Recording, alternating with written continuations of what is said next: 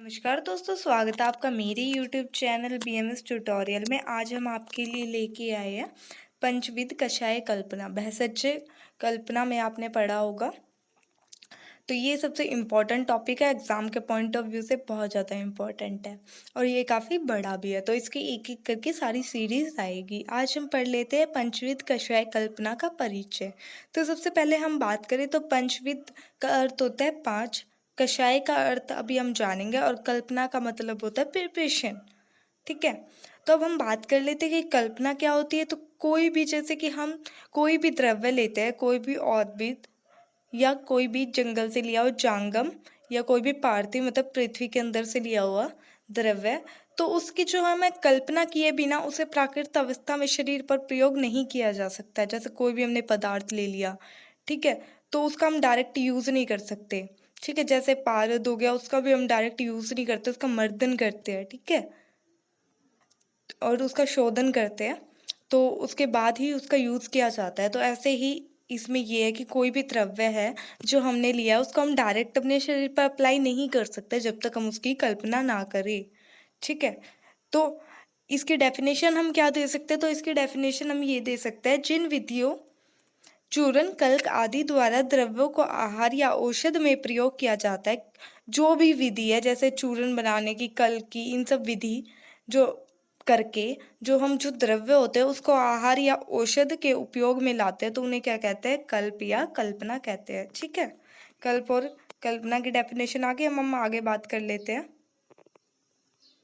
अब बात करते हैं कषाय की, कि भाई कषाय किसे कहते हैं। ठीक है, अब कषाय की बात करें तो कषाय के लिए एक टर्म यूज हुई है, कंठस्य कषात, अर्थात जो कंठ के लिए अहितकर हो वह रोगों का कर्षण करे। रोगों का कर्षण का मतलब क्या है? रोगों को नष्ट करे।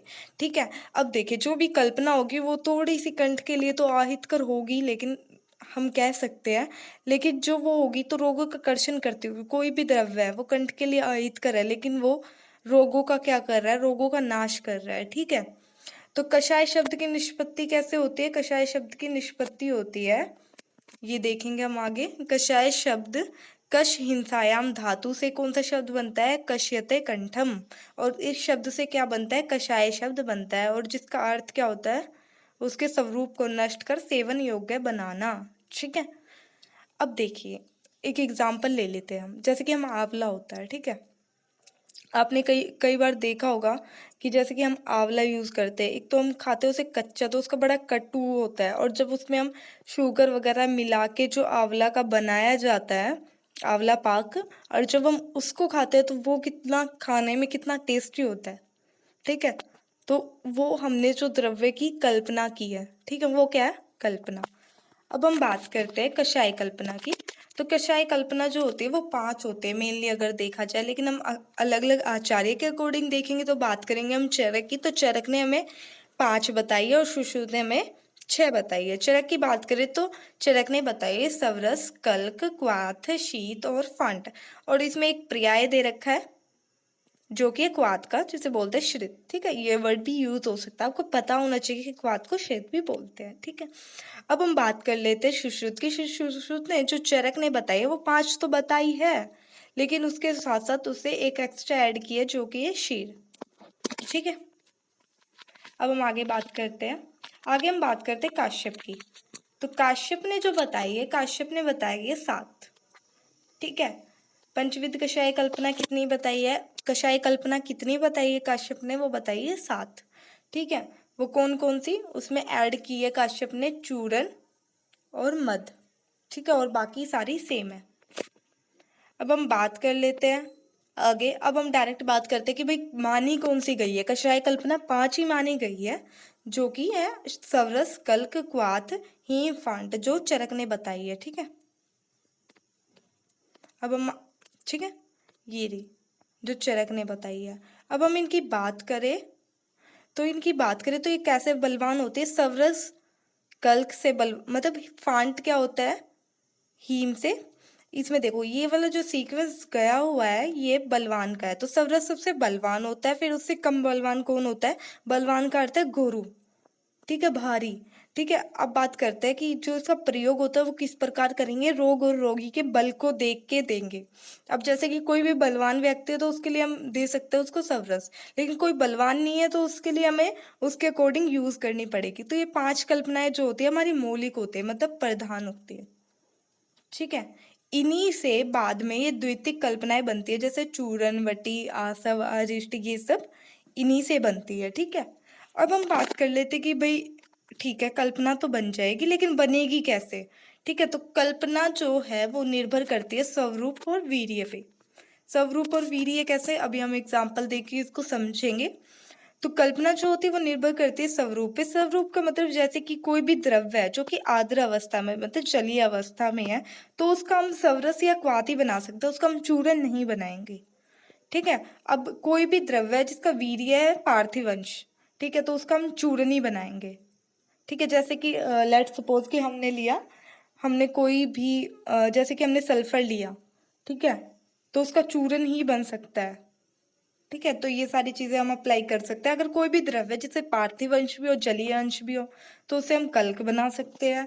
कोई भी द्रव्य जिसका जलीय अंश हो उसे हम सवरस या क्वाथ ही बना सकते हैं। ठीक है, तो देखिए अब आप आगे इनको एक एक करके पढ़ोगे ना, तब आपको चीजें समझ आएगी कि भाई होगी कैसे, कि कल्क में क्या होता है, कितना पानी होता है, सवरस में कल्क से ज्यादा पानी होता है। तो अब बात कर लेते कि भाई इनका आविष्कार कैसे हुआ था, कषाय कल्पना का। क्योंकि देखो, आप जैसे जैसे आगे पढ़ेंगे आपका जो ये बेसिक का कॉन्सेप्ट है ना बिल्कुल क्लियर होता जाएगा कि हमने बेसिक में इसके परिचय में ये वाली बात की थी तो क्यों की थी। ठीक है, अब हम बात कर लेते हैं कषाय कल्पना के आविष्कार की। तो कषाय कल्पना के आविष्कार की अगर हम बात करें तो पहले क्या होता था कि भाई आदि मानव रहते थे। ठीक है, अब जो आदि मानव थे वो खाना तो खाते होंगे, तो वो क्या करते थे कि पेड़ पौधे की जड़, मूल वगैरह ऐसे ही खा लिया करते थे। ठीक है, तो सबसे पहले उन्होंने खाने के लिए उसको चबाया भी होगा। ठीक है, अब चबाया होगा तो उससे रस भी निकला होगा जिससे सवरस बना। ठीक है, ऐसे ही इनका आविष्कार बताया गया है कि सबसे पहले सवरस और कल्क बना, उसके बाद बाकी की कल्पनाएं बनी। ठीक है, तो इसमें कुछ ज्यादा इंपॉर्टेंट नहीं है, इसमें सिर्फ यही बताया गया था कि भाई उन्होंने चूसा भी होगा, जो उसका रस निकला होगा वो क्या है, सवरस। ठीक है, यहाँ से इसका आविष्कार हुआ। ठीक है, अब हम बात कर लेते हैं डायरेक्टली, आगे बात करते हैं हम पंचकशाई योनियों की बात कर लेते हैं हम। तो जो पंचविध कषाय कल्पना होती है वो लवण रस को छोड़कर मधु, अमल, कटु, तिक्त कषाय रस वाले द्रव्यों से निर्माण की जा सकती है। मतलब जो पंचविध कषाय कल्पना है वो 5 रसों से ही निर्माण की जा सकती है, लवण से नहीं की जा सकती। ठीक है, ये आ गया आपकी समझ में। तो ये कौन कौन सी है पंचकशाई योनि है, ये आपको याद करनी है, इनका नाम आपको याद होना चाहिए क्योंकि एग्जाम के पॉइंट ऑफ व्यू से थोड़ी सी इंपॉर्टेंट होती है। कई बार क्वेश्चन डायरेक्ट आ जाता है 2 नंबर पे, जो कि होती है मधु कषाय योनि, अम कषाय योनि, कटु कषाय योनि, तिक्त कषाय योनि और कषाय कषाय योनि।